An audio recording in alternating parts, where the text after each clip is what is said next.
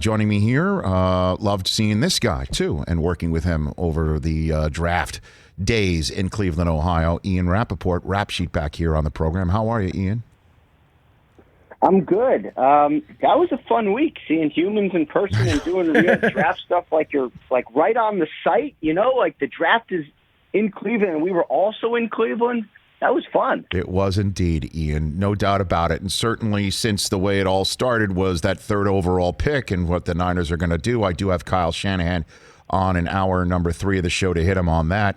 That got wiped out because of what happened and what became public about the Green Bay Packers and Aaron Rodgers' relationship. Now we're a few days removed. Aaron's been to the Kentucky Derby and back. Where do things stand right now as we're talking the Monday after the draft? Yeah, I don't think enough is being made of the fact that he literally showed up at the Derby looking like a character from Who Framed Roger Rabbit. I think someone needs to delve into that. We'll get into that. The memes on the Twitter were excellent, but I guess the story was sort of all the way down the road before that. So, it is an issue being fought on multiple fronts. You have the contract situation where, Aaron Rodgers obviously wants a new deal, wants the kind of deal where it would ensure that he is the Packers quarterback for beyond 2021. I think that is a big part of the issue. He doesn't want to be replaced. He wants to be their starting quarterback. And when you draft Jordan Love, and obviously it's the way he was drafted is something that I know frustrates Rodgers. He didn't get a heads up. But look, anytime anyone tries to replace you, you get upset about it. So what he wants to do is make sure he can't be replaced. So they've had long-term contract extension talks.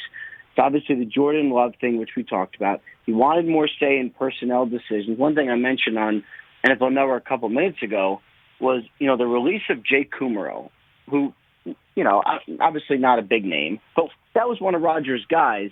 He praises him publicly at a press conference. The next day, the personnel staff releases Kummerow. These are the sorts of things that drive people crazy. All of that went into the decision. So the decision, which is what, to make it public, or what? Like what the decision to what? To force the issue, or just to sort of try to separate himself. And this is something obviously it's been going on for months. We've known, and Mike Silver kind of reported some of this, and we've known for a long time that Rodgers was upset. The decision to make it public, I'm not sure what went into that. I can't, you can't ignore the fact that it was made public right before one of the biggest nights of the NFL season when every network is tuned into the draft. That's all obvious. It is what it is. So the decision about when to make it public, those decisions were obviously made by, I don't know, not me. And, Rodgers comes out and said, I wish it hadn't become public. I thought that was interesting as well. But anyway, this is where we are, and, we'll see if the Packers can fix it, because I don't get the sense they're going to trade him at all. Well, and I don't think Rodgers is returning unless things change dramatically. Well, here's the issue, Ian, the ultimate issue at heart here, because I don't believe any of this stuff you hear elsewhere, the buzz that he wants Gutekunst fired or anything like that. What he wants is, as you say, to be the quarterback beyond 2021. And what that means is a contract that would absolutely force the Packers to keep Aaron Rodgers as the quarterback, as well they should normally, if they hadn't already drafted somebody with the 26th overall pick last year to eventually and groom his replacement. That there's no way that the Packers could continue to go with that plan and give the contract to Rodgers that Rodgers wants. So he's not essentially saying get rid of Jordan Love, but the contract that he wants does. Although that's for darn if they sure. got rid of Jordan Love, this would make it a little bit easier, but yes. Well, obviously, because wouldn't that be the only reason why the Packers don't give the contract to Rodgers to let him play till he's 40? Because he just won the MVP. You know what I mean? It's not like that they're concerned about diminishing returns. The fact that they don't give him that contract is because they're still sticking to their gotta look over the steering wheel guns here, right? Isn't that the ultimate conundrum to this? Or am I off? Yes. No, you're not off. But I also think First of all, the drafting of Jordan Love, Rodgers he's obviously great, but there's been a small downturn in the way he played. And if you're a 36-year-old quarterback, you don't play great. I think it's fair for a team to say, you know what, let's prepare. I think part of the issue, though, is the Packers do contracts a certain way. And, they give huge signing bonuses with their deals, but they don't give multi-year guarantees. They just don't. The Bengals don't. Packers don't. The Steelers don't. Just the way they've negotiated contracts for years. And so they really are an organization that structures contracts in a very disciplined way, but doesn't lend itself to committing long-term to a guy, right? So, if they changed their contract structure and gave him a, fully guaranteed deal for the next several years, might that change things? I think it might. But that's an organizational decision, and, certainly that's not something that Brian Gutekunst would be in charge of. That's something that goes much higher than him, all the way to Mark Murphy and the rest of them. So then let's just, before we move on, just revisiting the details of what happened last week. What was the manner of them visiting him here on the left coast? And did he really tell them, you must trade me? Because to me, what can make this all go away is the right contract and their departure or they could give him the contract and pick up Jordan Love's fifth-year option sight unseen and hope that it works out. You know what I mean? Like that might be the way to get through it, is they keep Jordan Love there and pay Rodgers anyway. And then when it's time to pick up Jordan Love's fifth-year option, they do that and deal with it down the road. That might be, a non-traditional way to handle it. But what did they do in Malibu? And did he really say I'm done to them, to their face? I haven't heard specifically that he said you have to trade me. There's, obviously he was extremely discontent and frustrated and upset. Right. I haven't heard officially that it's you must trade me. I think the best for all sides is the issue should be fixed. And, these are essentially negotiations, right? It's contract negotiations. It's input negotiations. And we've seen this from a lot of quarterbacks. Like, how about this, Rich? Yes. Let's say last year, instead of kind of dancing around the Tom Brady thing and, the Patriots didn't make an official offer and Brady didn't tell them I want to come. And then, by the time he went to Robert Kraft's house, he was kind of like, yeah, let's just move on. Let's say they had said, we're going to commit to you for 2 years fully guaranteed. My guess is he'd still be in New England. This is sort of what we do for aging quarterbacks who still believe they are the guy. It's always the battle of they want the fully guaranteed money for as long as they play, so you can move on from them. And the teams want the flexibility of, hey, if you start going the wrong way, we want to be able to move on. That is like the new battle now. Rodgers is not the first, and he's not going to be the last, but that's why this is so complicated. Ian Rapoport here on the Rich Eisen Show.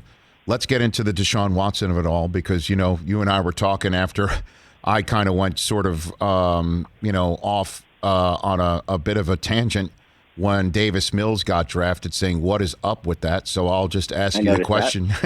You did.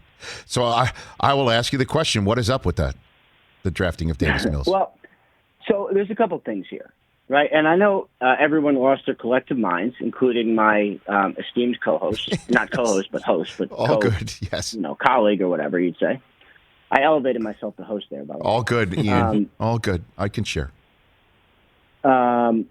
So a lot of reasons. There is uncertainty around Deshaun Watson. There is so much that we don't know. Like, here are all the things we don't know. Is he going to play for the Houston Texans again? Is he going to be on the field to start 2021? Is he going to be suspended? Is there going to be a criminal matter which is going to move forward in a way that will take him off the field? If they don't trade him like he has requested, what would he do? Would he not show up? What would he do? Are there teams who would give the kind of compensation to Nick Caserio that would make him almost have to trade him? That's a lot of questions, right? And so you have the Houston Texans. You signed like 1,000 players in free agency. You plugged all the holes. All you had was a third-round draft pick. And so what they decided was, you know what? We're just gonna take the best player we can at the most important position, and maybe give ourselves some insurance. And if Watson comes back and plays, fine. If he doesn't, we're prepared. That's the sort of way I look at it. Does it mean they're going to trade him?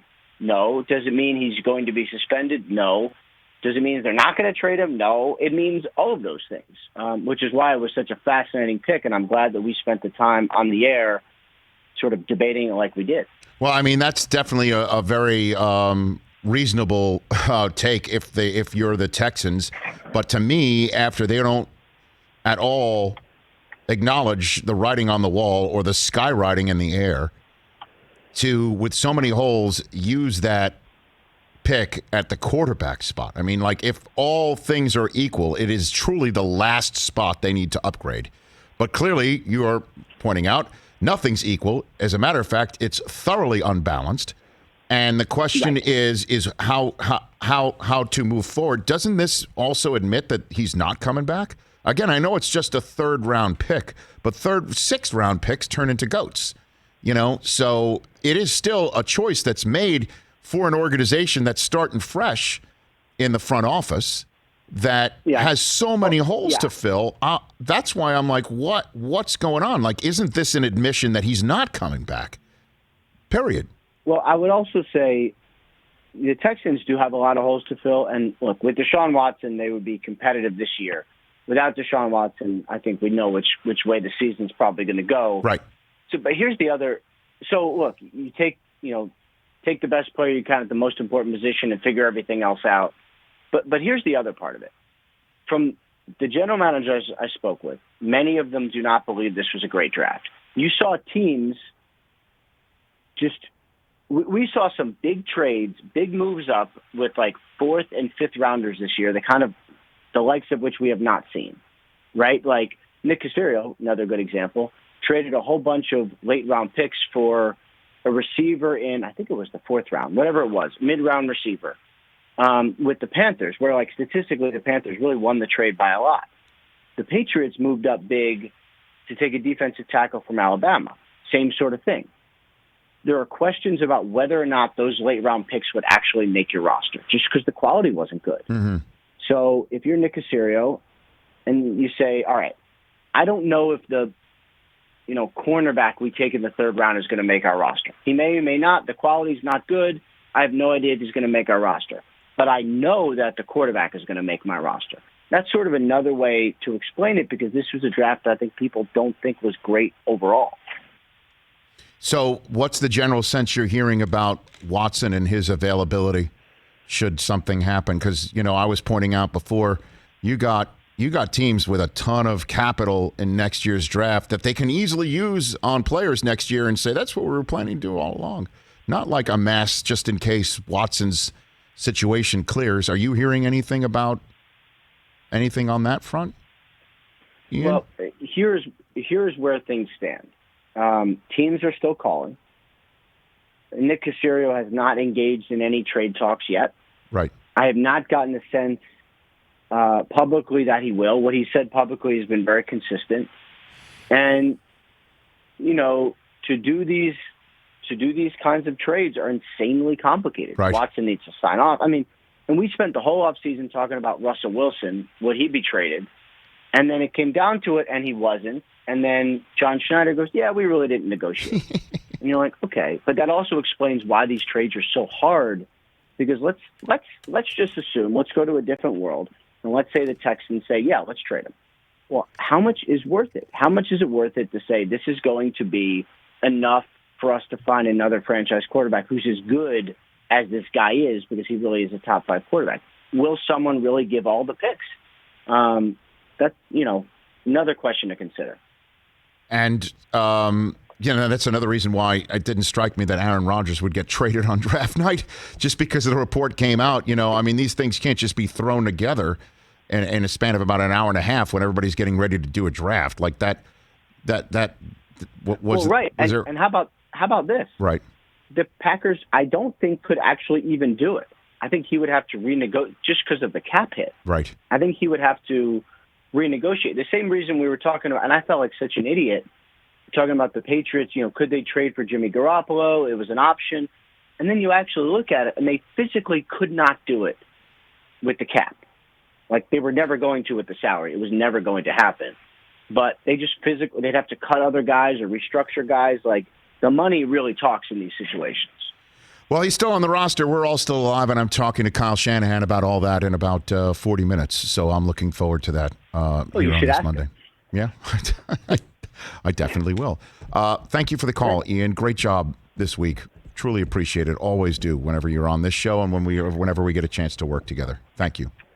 Well, thank you, Rich. You killed it as usual. Thanks, brother. And maybe I'll see you in person again sometime. I hope so, Ian. Enjoy your downtime. You deserve it. Hopefully you get a chance to put the phone away. You got it. That's at Rap Sheet on Twitter, Instagram. Be part of the millions who follow him. His information is spot on. Hey, you watched all the way to the end. Thanks for that. Watch more right here.